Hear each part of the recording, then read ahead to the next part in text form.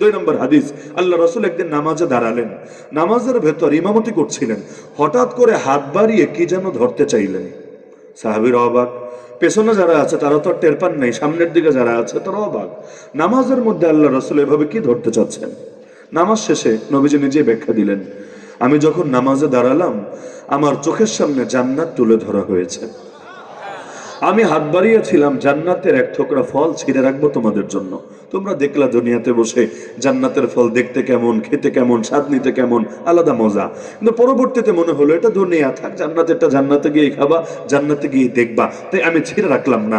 পরবর্তীতে চিন্তা করলাম আসলেই তো নবী নামাজে দাঁড়ালেও তার চোখের সামনে জান্নাত ভেসে ওঠে, আপনি নামাজে দাঁড়ালে চোখের সামনে মিস জান্নাত বেগম ভেসে ওঠে। পার্থক্য কোথায়? পার্থক্য তো দিলে। কারো দিলে জান্নাত আছে, ওই জান্নাত তার সামনে ওইটাই ভেসে ওঠে। কারো দিলে আছে দুনিয়া, তার সামনে ওইটাই ভেসে ওঠে।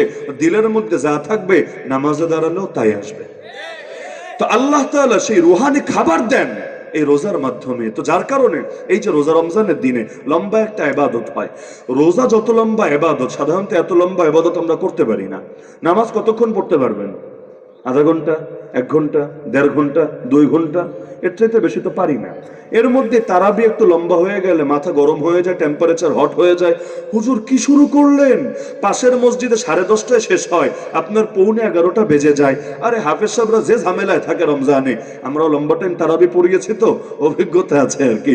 যে ঝামেলায় থাকে যে আল্লাহরে খুশি করবে না বান্দারে খুশি করবে, আল্লাহরে খুশি করতে গেলে বান্দা বেজার, বান্দারে খুশি করতে গেলে আল্লাহ নারাজ।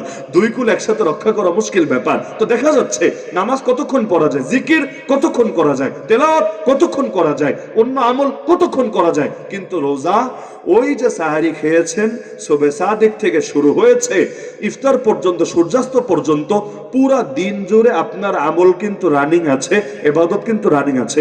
ঘুমিয়েছেন সমস্যা নাই, ইবাদত কিন্তু চলছে। আর ওয়াশরুমে আছেন সমস্যা নাই, ইবাদত কিন্তু চলছে। এই যে টানা 12 ঘন্টা থেকে 14, 15, 16 ঘন্টা পর্যন্ত লাগাতার ইবাদত আর ইবাদত আর ইবাদত চলছেই চলছে। এমনকি মাঝখানে যদি ভুলে খায়া ফেলান তাও সমস্যা নাই, খাওয়াও হয়েছে, ইবাদতের ইবাদত হয়ে গেছে। আর যদি ভুলে হয়, অনিচ্ছায় না, অনিচ্ছায় খাওয়া ভিন্ন জিনিস, ভুলে খাওয়া ভিন্ন জিনিস। বলবেন অনিচ্ছায় খাওয়া মানে কি? অনিচ্ছায় খেলে রোজা ভেঙে যাবে। যেমন কুলি করছিলেন উজুতে অথবা গোসলে, আবার অনেকে রমজান মাসে গড়গড়া শুরু করে, সারা বছর গড়গড় করে কুলি করে, আর রমজানে পুকুরে নেমে অথবা গিয়ে গড়গড় শুরু করে। গড়গড় করতে করতে মাঝখানে ভেতরে গড়গড় হয়ে যায়, পানি কিছু চলে যায়, এরকম হলে রোজা ভেঙে যাবে। অনিচ্ছায় যদি কারো ভেতরে খাবার ঢোকে, পানি ঢোকে, যেমন কুলি করছিল ভেতরে চলে গেছে, ব্রাশ করছিল,